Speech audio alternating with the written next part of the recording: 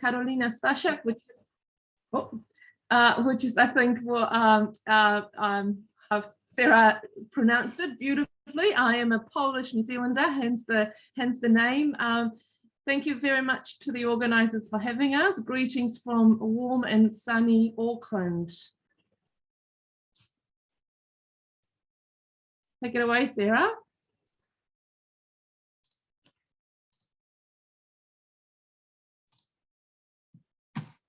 Okay, hold on. Screens always like to move no matter what you do. All right. So good afternoon for you guys. Good morning for us. It's currently 10:30 on Wednesday morning in New Zealand. And I can tell you that Wednesday's looking good and you have nothing to fear except a pandemic and all sorts of other things. But we're not here to talk about that today. So just a warm welcome. And we're going to tell you a little bit about the Habits digital ecosystem, or the Habits platform, and it's for youth mental health, but specifically for its use within school settings and implementation in New Zealand. And just acknowledging that this wonderful conference that's been organised certainly has a large emphasis on addiction. And many of you will have just come from Dr. Grant Christie's excellent webinar before, and I can see him there. And Grant, you are welcome to turn your camera on and give a wave. And I just wondered to get an idea if the people that are here, let us know if you have just been at Grant. So just give us a wave or a thumbs up to say that you've just been in that session. Yay, I can see. Yeah, okay. All right, well, this is going to follow on really nicely, but it's also good to know because we will certainly introduce where we're up to and what we want to talk about. So just flagging up front that our Habits platform is for youth mental health and does take a very holistic approach in terms of screening for not just addiction, but also for symptoms of anxiety and depression, and for other holistic, elements of wellbeing as well. And that our digital tools are focused around wellbeing and resilience building and building coping skills in young people. So just to get started, tell you just a brief overview of the session today. So we're just going to I'm going to take a little bit of time to tell you about what Habits is and who we are and what we're hoping to achieve. And then I'm going to hand over to Karolina, and she's going to tell you about some of our digital tools that were co-designed with rangatahi, young people in New Zealand, and that are available on our Habits platform for young people. And then she's going to hand back and I'll tell you a little bit about our school-based implementation that we are trying to carry out during COVID and how that is going. And then we'll take a pause and take questions and discussion for the rest of the time. So hopefully good session. And so first of all, who are the Habits research group? So this is a research group that I'm part of, obviously. I'm a research fellow and I've been part of the team for about 5 years now. It seems like a very long time, but also seems like a very short time. So the Habits research group, just want to acknowledge, I'm part of a big team. And we're a team of researchers and clinicians based primarily at the Department of Psychological Medicine and the School of Computer Science at the University of Auckland. And we also have within our team web developers that are based within the university and also outside of the university now as well. And we work with some of the sort of leading industry creatives in New Zealand, which has been a really amazing experience. So this photo, bit of a team photo, doesn't have everyone in it, but it's from one of those times that are dear to our hearts and we remember well, which was an in-person conference. So when we were all together, we've got in this, just to flag that originally the group was led by Professor Sally Mary. So I'm not sure if you can see my little pointer, but she's second from the left at the back next to Karolina, and our kaumātua Rawiri Wharamate. And we're now very lucky to have Sarah Hetrick at the back on the right, Associate Professor Sarah Hetrick, and Tanya Cargo popping up at the front there, who are leading our overall sort of theme And within that, Karolina leads up the implementation pilot with Tanya that we're currently working on. And also in this photo, we have a very smiley Dr. Grant Christie. Again, if you just were in his talk, we were really lucky to have Grant as part of the team, and we still do, although he's a little more distant from us now. Looking at you, Grant. So, as we go through and talk about some of the tools, brings in that really strong. Grant is an addictions adolescent psychiatrist, and brings in a strong direction for us around the tools and dealing with those issues. So that is our team. The habits journey began a little while ago now.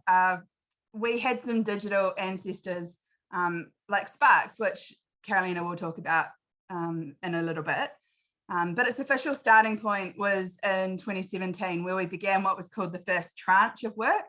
And that was to co-design and develop and evaluate individual components for a digital platform for youth mental health. So that was like designing the individual treatment tools or tools on the platform and the platform itself.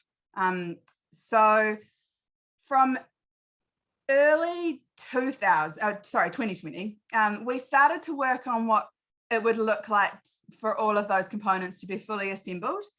For example, a student portal that provides access to a range of tools. So I'm going to talk through a little bit about that briefly now. And with that all in place, then we started to put together an implementation trial in high schools in Aotearoa, New Zealand. So what is habits? We're thinking beyond individual apps and considering digital technologies, firstly, as a resource that's able to deliver a range of wellbeing tools and support to young people directly, but also secondly, providing organisations and schools that are working with young people, particularly those with limited resources, with a useful public health tool. So using agile development principles, we've been working particularly with Māori and Pacific young people in their communities in New Zealand, and also with academic and industry experts to co-design habits, so a digital platform to help young people and those around them to promote resilience and good mental health. So this would include a safe and secure platform that hosts a range of e-health interventions. And on the left, you've been seeing, as we've been going through, some of those tools that Karolina is going to tell you about. And importantly, it needs to allow users to choose what help is warranted by providing both digital options and links to existing services. It also needs to monitor usage and track change over time. So within that, we also needed a screening solution. So this is just going back to the video where it's showing you links to existing services. And then we're going into screening solution that identifies users that could benefit from digital wellbeing tools and that can teach coping skills and build resilience, but also provide referral support for more urgent services. So then we also have it has a digital testing centre that can run online clinical trials and allow us to have rapid testing of our digital technologies. So what we're looking at here is a web portal for use within a school trial of a tool, and just shows you through the processes of registering on the platform, providing informed consent, a dashboard to send you through the trial and serve up the assessments, give you access to the app that's being tested, and show you your progress. That one goes really fast. So now within the schools, we're looking at implementation portals. So now we're talking about an experience that provides, in this case, a school staff member who's part of our implementation pilot, all the information that they need about using habits within the school, and also the measures that we use around that to help us understand implementation. So we're going to talk about implementation a bit later, but show you the web portal now to give you an idea.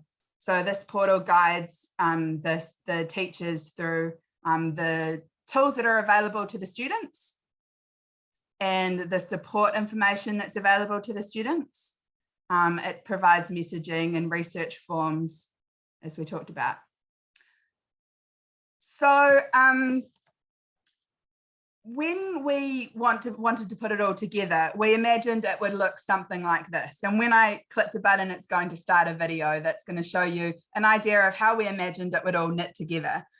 So just before I do that, I just want to let you know that after the video, I'm going to hand over to Karolina, and she's going to talk you through the digital tools that we've co-designed on the platform and that now on the platform, and some of the ones coming up in the future. And then she'll hand back to me after that to talk about implementation within the schools. It's common for young people to feel stressed out or down. Mental health problems affect at least 1 in 4 young people. There's about 7 students in an average-sized New Zealand class. Over half of these young people don't get the support they need because they find it hard to ask for help and access services. Habits is a secure web and mobile space where young people can access digital screening and intervention tools for mental health and wellbeing. It's based on proven strategies that work for young New Zealanders. So, how does it work? Meet Edina. She's just started high school. Edina is nervous about being at a new school. Edina lives at home with her whānau. Like many families, they don't always see eye to eye, and Edina finds it hard to talk about what's going on. All of these worries are adding up, and she feels down a lot of the time. Sometimes she cries in her room alone at night. She doesn't know what to do and where to go for help. So, where does Habits come in? Edina's school has signed up to use Habits, and all Year 9 students are trying it out. Edina starts with Check It, answering a few questions about how things are going for her. Once she's filled it all in, Habits responds with feedback on her scores and gives her some options to move forward. The school nurse gets reports from all the Year 9s who have completed Check It. Edina's results show that she's feeling down, and so the school nurse makes a time to see her. The nurse and Edina have a talk about what's going on at home and school. They work together on what might help, including choosing some support people. Edina chooses to tell her dad about Habits. Edina agrees to try one of the Habits apps. They start the app together. It looks helpful, and Edina decides to keep using the app at home on her phone. At the end of the activity, Edina has the option to share her progress with her support people. Edina likes using the app and decides to check out what else is on Habits' site. She finds other apps that look helpful, and bit by bit, she starts to feel better.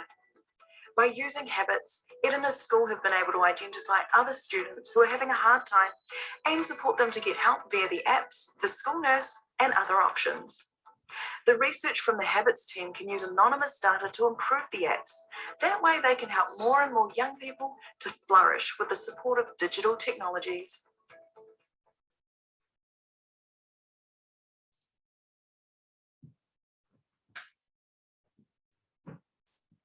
Right, so it's my turn. Let me just do my share screen. Bear with me for a minute.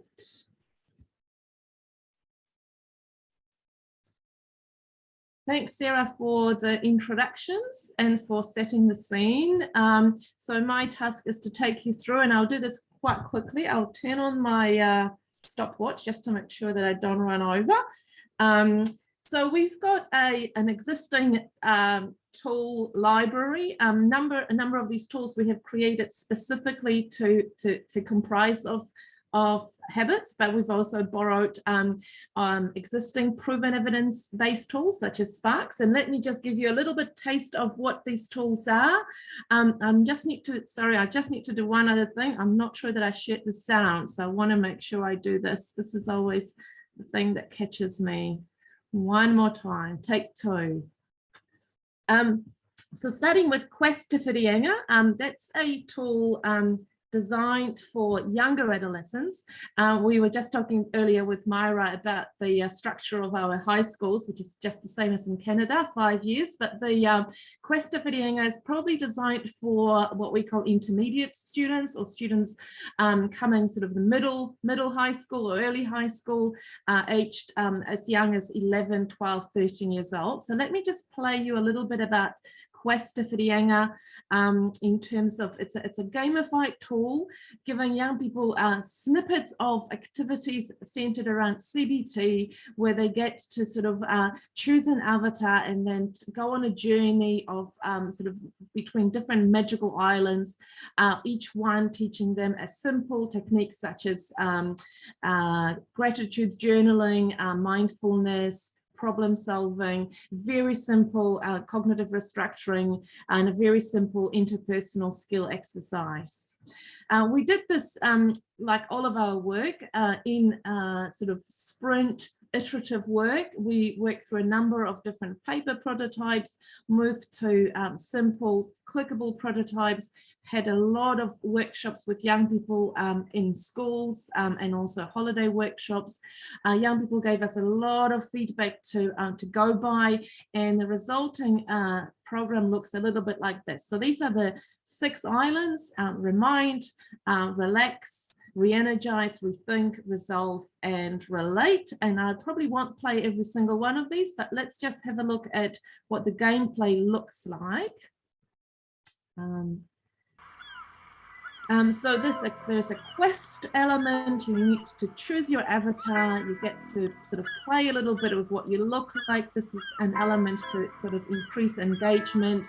And there is a sort of a narrative of you having to explore the island and meet different characters along the way, and release the kaitiaki, the guardians of each island. And the islands have been sort of affected by a natural disaster. So there's an element of a sort of volcanic ash cloud that's that you need to sort of fight against and bring balance to each of these islands. So just go back. Let me play you a little bit, for example, of what relax looks like, which is the sort of in the moment relaxation mindfulness exercise. This is something that the young person is encouraged to do in the moment. They get to actually practice relaxation instead of just learning about it. They get to rate their stress level before and after with a little bit of a feedback loop. They place, if you're doing this on your phone, you place your finger on the screen, and you are forced by the system to sort of do it very slowly and gently. Follow your finger. If you do it too fast, the system slows you down, and you have to sort of restart. We start at sort of an activity that lasts about 20 seconds, and each time you sort of extend your practice by say another 10-20 seconds. And this is also got cultural element of uncovering a galaxy of stars. It's got particular meaning in Māori and Indigenous culture. So there are also elements of sort of cultural elements that we brought in as well. And maybe I'll just play one more I will do this for Grant, who's sitting on it. This is the Rethink example of how we introduce the elements of sort of being able to control your thoughts and instead of focusing on just on your emotions. This took quite a bit of thinking about how we're going to do this. So what we've got is we've got a scene of a cave. And we've got these sometimes angry, sometimes sad little kind of emojis, these glowworms, and your job is to move them away from the lava, the cool lava, to the calm pool. And so you can see them right now jumping straight in and feeling very relaxed and very happy. And the complexity of this game increases, and some of those emojis are feeling kind of sad and you need to re-energize them. Some, like these ones, are sort of kind of a little bit angry, you need to calm them down. And you do this by sort of playing this quite simple maze game. But again, each go gets a little bit harder, so you have that kind of increased complexity. I'll go back to another one of our tools. We'll start with Headstrong, which is a chatbot, which we designed as a tool for older adolescents. We partner up with a great company called Rush Digital, and they really brought in a sort of a fresh pair of eyes and a lot of innovation.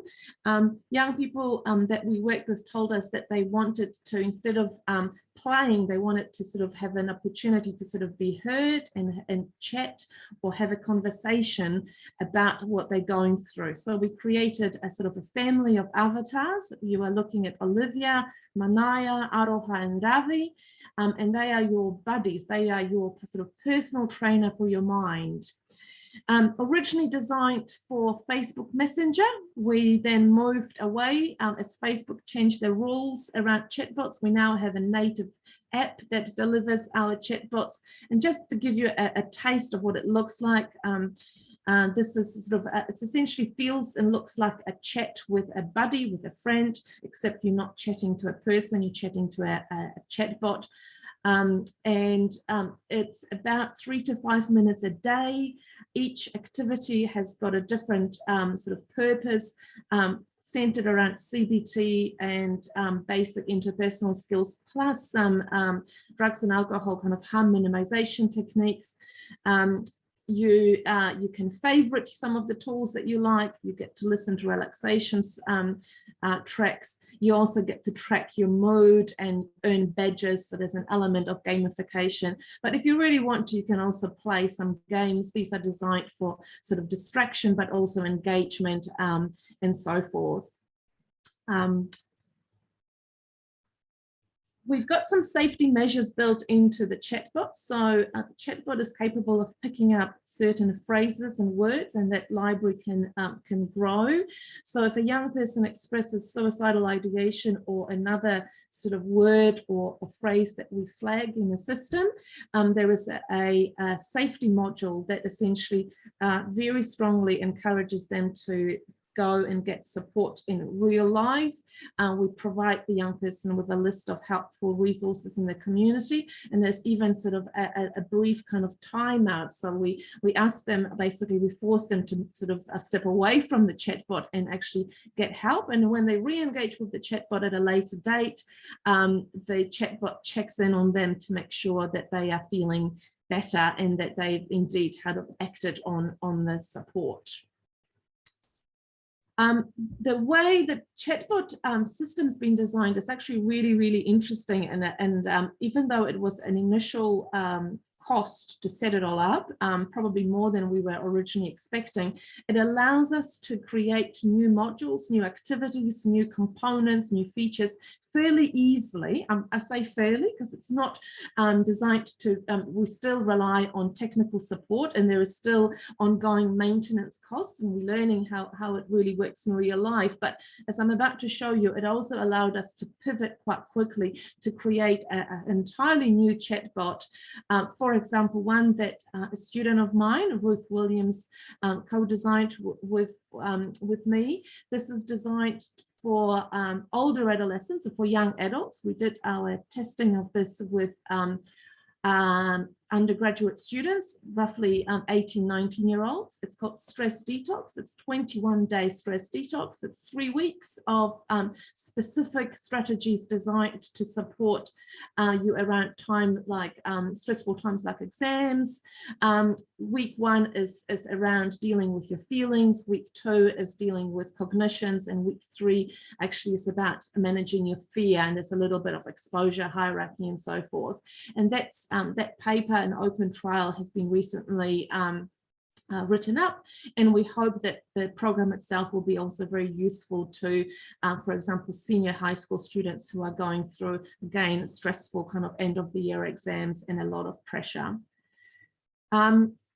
I'll just go back, and I will take us very quickly to Aroha to just show you again another example of how we've been able to pivot from our chatbot. So this is our Prime Minister, Right Honourable Jacinda Ardern. We all thought 2020 was a hard year, but in fact, New Zealand sort of had a pretty good 2020 after the initial series of sort of a lockdown.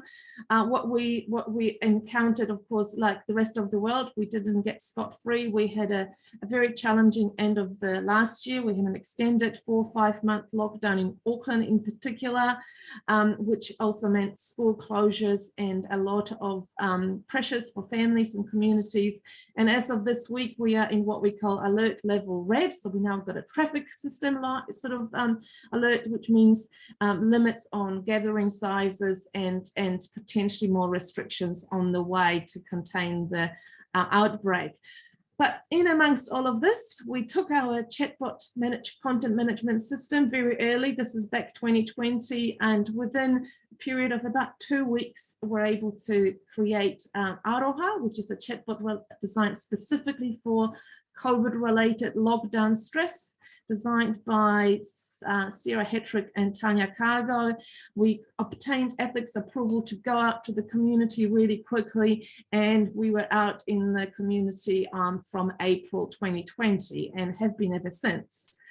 Aroha is designed specifically to deal and to give young people useful, youth-friendly advice around what to do in times of like lockdown, how to stay connected with your friends and family and whānau when you can't be physically connected to them, how to sort of avoid feeling stressed by sort of turning off your media, how to find relaxation in everyday activities, how to connect spiritually with the world, and so on. Let me just play you a little bit of how Aroha looks like. There is an element of signing up to the study, sort of through consent, and Aroha still exists through Facebook Messenger, but also we are now able to deploy her in the app. Aroha in Māori means love and kindness, but also means the breath of air. So there's a sort of a meaning behind her name.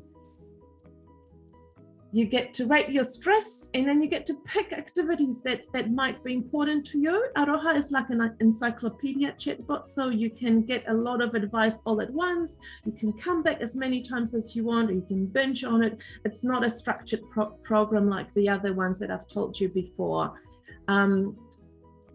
It's designed to be used when and if needed.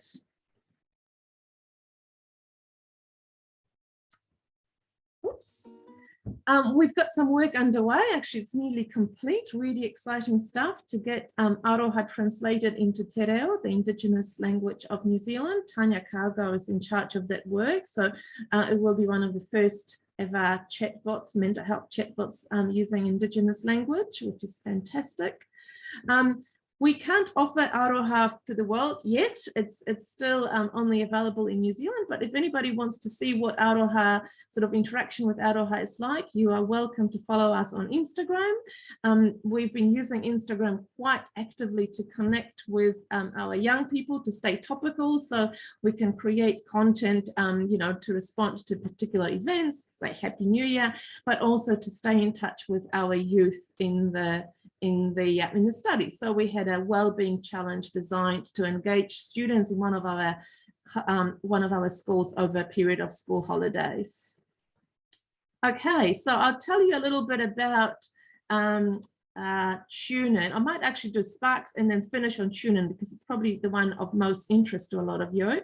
Sparks, probably I hope people have heard about it. It's been around since 2008 when we first designed it.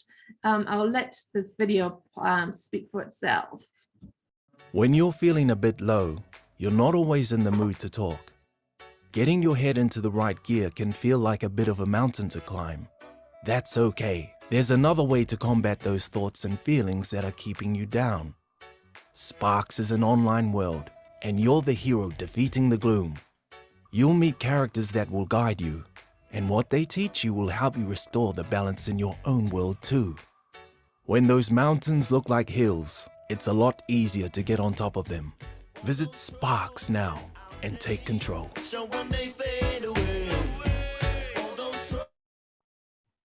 When you're feeling So that's Sparks, and all I was also going to add about Sparks is that it has, we've now just been very, very fortunate to release version 2.0, once again, due to the fact that it's funded through the Ministry of Health and sort of IP copyright issues. It is still only available in New Zealand, although I'm pleased to say that we've got some work in Canada with York University, designed to look at what Sparks might look like for Indigenous First Nation Canadians. So that work is underway, and we're doing some preliminary work, so it's exciting stuff. And finally, and I know I'm over my time limit, so I'll do this pretty quickly.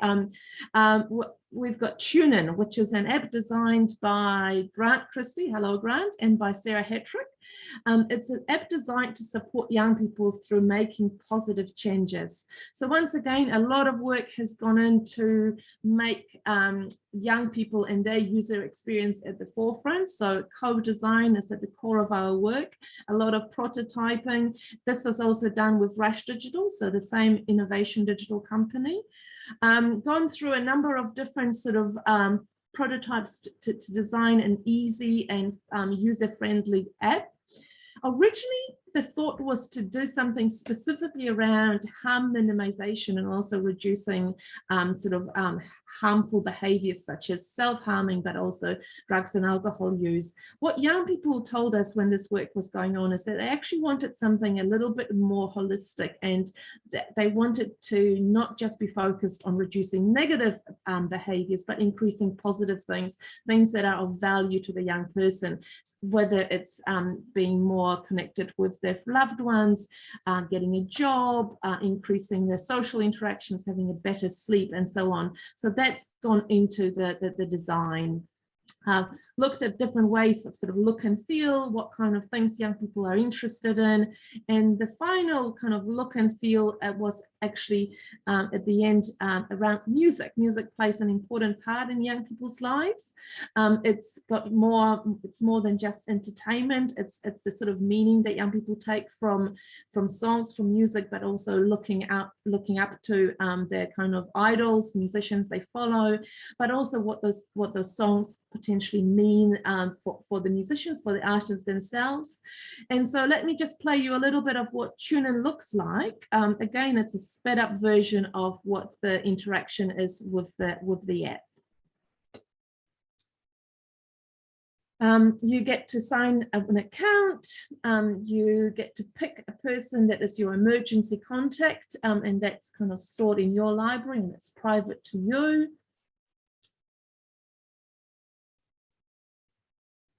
So these are your journey. This is a journey that you pick.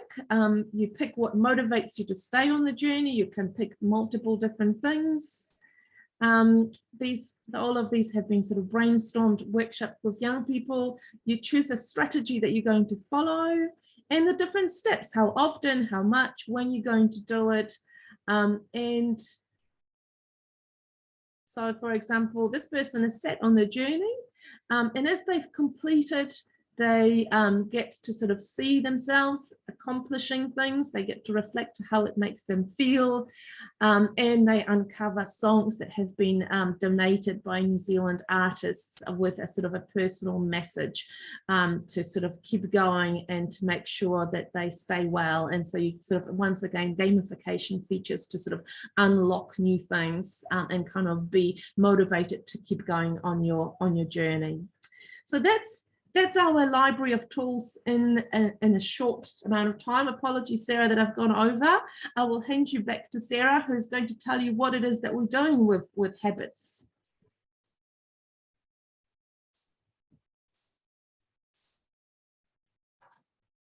Great, Karolina, no worries. Cool, so that was a really awesome intro to the range of digital tools that health tools that are available on the platform. So individually, we know that those individual tools can work and can help young people. They work best in trial settings, but they can also work in real life, and that's been shown through over 6 years of Sparks being nationally available in New Zealand.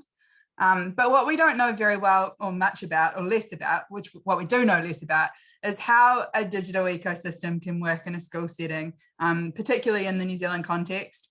So we wanted to test the system as a whole to find out what works, what doesn't work, see how it's perceived by schools, by the families, the parents of young people, the significant people around them and their whānau, their family, and of course by the young people themselves. So this has led to our implementation pilot, which is about us putting it all together and looking at how using an implementation framework and implementation science, looking at what barriers and what enablers are in place to affect implementation of this digital wellbeing ecosystem in schools. So we're looking at implementation outcomes themselves. So using that implementation framework to understand the process better and the outcomes of our implementation pilot.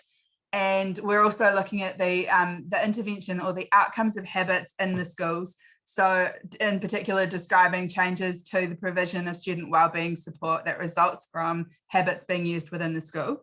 And of course, we're also looking at a preliminary approach to how we can assess the impact for students themselves. So examining short-term changes in wellbeing, coping skills, particularly amongst the students who use habits. So in terms of our expectations of what we're trying to do at this point in time, obviously it's about new knowledge and being able to share those features and strategies that we use that emerge as being important to help us or to help increase the uptake and also the use and the adoption of habits and the outcomes of implementation itself, how habits can align with existing processes and systems within schools, and looking at a model for how we can evaluate over a longer term, whether it's a useful public health tool basically or an educational tool in this capacity. So it's also about then developing a model for scalable implementation. And so often we're stuck, particularly in the academic setting, in that develop and evaluate in very tightly controlled situations, but not so much about how we can translate this into a sustainable approach in the long term for New Zealand and for the tool itself. So this is looking at strategies based on local implementation factors, like what type of characteristics within the school are important to determine how habits should be used, or for us to be able to recommend how habits should be used most effectively, and particularly around those process indicators as well. So how each type of school can know that it's something that is a useful tool within their existing processes. And also to develop some policy advice and recommendations. I'm going to skip that, it's not that exciting. So it's about a stepwise approach for us, and this slide sort of gives you an overview of what that looks like. So we would say, I think, that the most important thing is probably in that engage and explore part right at the very beginning. It's about, for us, the best way for us to understand how habits is helpful is to have really strong relationships with the people using it, because that enables us to have those opportunities to really get rich information and truthful information, and it, beyond a survey, it's the discussions, it's the real world kind of the real talk that is being really helpful in this process. And that's to help us understand the needs of the school, first of all. It's to help us understand as we go along the barriers and the facilitators or enablers, and to choose strategies that work in each of our schools. So then we plan ahead, we train the staff, provide the resources that they need to be able to use habits in their school, put in place an on-site community implementation worker. So that's a part-time person that helps with the implementation within their school. And to plan ahead for the launch. So in each case, we're always looking at a pilot launch first, and then a wider launch as we go along, and working in our school terms as our units of change. So within each term, we might have a plan ahead for the term, and then we evaluate that at the end of the term, and then can make some small changes in the implementation or in the delivery of habits going forward. That's the refinement process. And then obviously at the end of our implementation pilot, which is towards the end of this year, we'll be looking at our practical recommendations for moving forward. So just one thing, I'll just see we'll just come back to this. So just one thing, a couple of logistics, because I know that in this kind of situation, we can skip over a few of the fundamentals. So what might this look like? Just a couple of basic scenarios to give you examples. Habits is only available in these implementation schools and within our existing open trials. So you do have to create an account, and sometimes depending on the type of trial, it might be completely open, and anyone that that sees the advertising for the study may be able to register and take part. or there might be some, recruitment enrollment criteria, in which case there might be a gated approach. So apart from that, though, Habits isn't a publicly available tool at this point, because we need to get to the end of our evaluation period first before we can be thinking about that. And the second thing is that for the schools and for the people that are involved within those processes, there is no cost. It will be, and it is planned to be, a freely available tool, but there must be some scalable and sustainable plan to make sure that the ongoing maintenance and upkeep is still able to keep going. So let's give two examples of how it might be used in school. We think about our whole school approaches, and that's more of a resilience and coping skills base. We are hoping within our pilot schools we use different approaches in different groups within each school, but essentially try and get all of the students within the school signed up and registered, and knowing that Habits is a place, it's a wellbeing space that's available to them 24/7.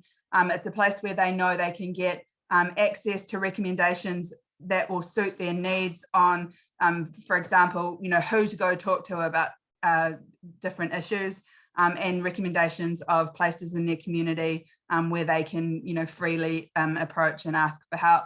It also obviously gives access to the individual tools and some sense of what tool might suit their needs through a quiz at the start of the student portal. For staff, it's around knowing the resources that are being provided to the students, but in a different scenario, when we're also thinking about a more targeted approach to providing additional resources to those who really need it. We can use the screening tools, for example, through the pastoral care or counselling service to be screening for specific issues. For example, it might be a drug and alcohol screen when it's appropriate, in order to start thinking about like how that can help pastoral care to extend their limited resources and be providing brief intervention if necessary, or access to a digital tool like the brief, which is coming. So I will actually just skip through the implementation framework stuff, and people can ask a question if you want to, just because of time and wanting to give an opportunity to be able to discuss and ask questions. So just a couple of highlights that we can talk about in terms of being in schools. In particular, engagement strategies that we've found to be really important. Having that on-site community implementation worker in place has been a really important strategy for us, and also the establishment of youth ambassadors. So really having that sense of ownership within the school, that it is a tool that the school themselves are presenting and not just a bunch of researchers coming in and delivering it to them. So we've got some pictures in one of our schools here of being in the school and in some onboarding sessions with our youth ambassadors, with our group of students who have volunteered to be part of promoting and supporting the use of Habits at their school. And we've also been using social media and those opportunities, like we have through Aroha, to start thinking about building that community and extending that for the students as well. So on the right hand side, you can see that through our Autoha Instagram, we're also connecting in with one of our school communities, and we ran a wellbeing challenge for them during one of the COVID lockdowns last year. So just a couple of our little strategies with the youth, and also just a few things that we've found so far. Again, I've already talked about the relationships, the key sort of element to it, and that it takes time, and each school is unique. And that is one of our big barriers and enablers so far, is every school is completely different, particularly the ones we have chosen very different schools in our pilot, so that we are making sure we understand very different situations and setups. But across the board in New Zealand, the range of different software, for example, that's used for student portals, and there's always a desire for things to be integrated into their own IT systems, but when everyone's IT systems are different, that's obviously like a huge mountain to climb. Some of the good things, though, as we've talked about, like the involvement of youth within the process, and of course, striking the right balance between supporting resilience and well-being, but also supporting mental health and through counselling and those who are needing additional support.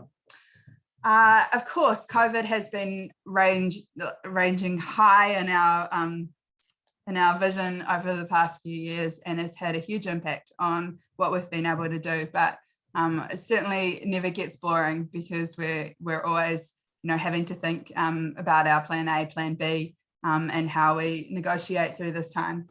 And technology itself is hard. So I think I will hand back to both Karolina and I and Maira if there are questions and discussion, and happy to talk about any element of school implementation, wellbeing portal, digital tools. Thank you so much. I'm just going to go ahead and stop the recording, and then there are a couple questions that came in, so I'll just go ahead and answer those.